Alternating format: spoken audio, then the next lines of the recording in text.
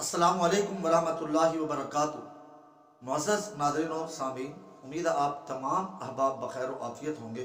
بہت ہی دلچسپ اور سبق آموز پوسٹ آپ کی سماعتوں کی نظر کر رہا ہوں کہ ایک بادشاہ نے 3 آدمیوں کی پھانسی کا آرڈر جاری کیا۔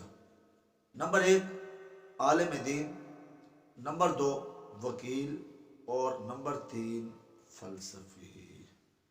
اس کی ایک مخصوص جگہ تھی جس جگہ پر لوگوں کو موت کے گھاٹ اتارا جاتا تھا، اور طریقہ کار ان کا بڑا عجیب تھا۔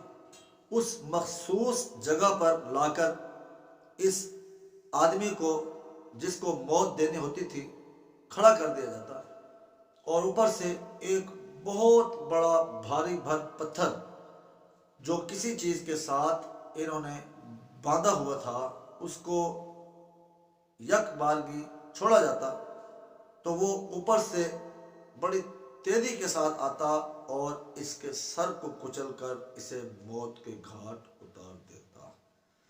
تو معزز ناظرین و سامعین، سب سے پہلے اس مخصوص جگہ پر عالم دین کو لایا گیا۔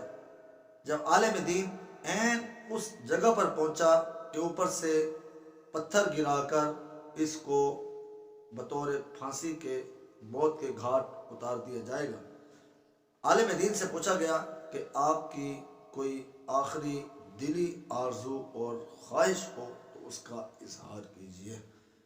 عالم دین نے کہا کہ دیکھو، میری آخری خواہش، آرزو اور آخری الفاظ یہ ہے کہ زندگی دینے والا بھی اللہ تعالیٰ ہے اور مارنے والی ذات بھی اللہ تعالیٰ کی ذات ہے۔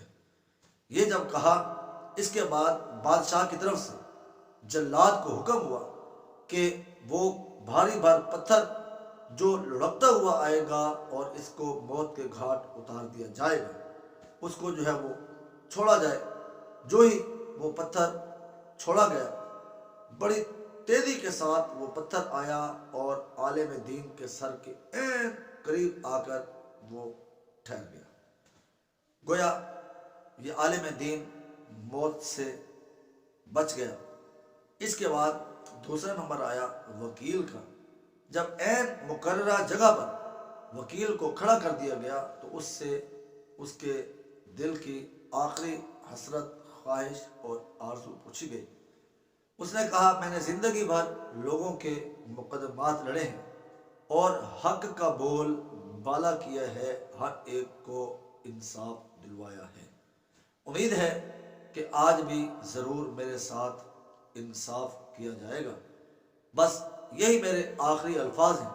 ادھر سے بادشاہ کی طرف سے وہ پتھر لڑکانے کا حکم جاری ہوا۔ جو ہی پتھر تیزی کے ساتھ لڑکا اور لڑکتا ہوا آ کر اس وکیل کے عین سر کے برابر آ کر رک گیا، یہ آدمی بھی موت سے بچ گیا۔ اب تیسرے نمبر پر باری تھی فلسفی۔ جب فلسفی اس مقررہ جگہ پر پہنچا دیا گیا تو بادشاہ نے پوچھا کہ آپ کی کوئی آخری خواہش، دلی آرزو ہو تو اس کا اظہار کیجیے۔ یہ فلسفی گویا ہوا اور کہنے لگا کہ بادشاہ سلامت، یہ 2 آدمی جو موت سے بچ گئے ہیں، ان کی بنیادی وجہ اوپر رسے میں ایک گانٹھ ہے۔ اگر وہ گانٹھ کھول دی جاتی تو یہ تینوں چاروں آدمی موت کے گھاٹ اتر جاتے۔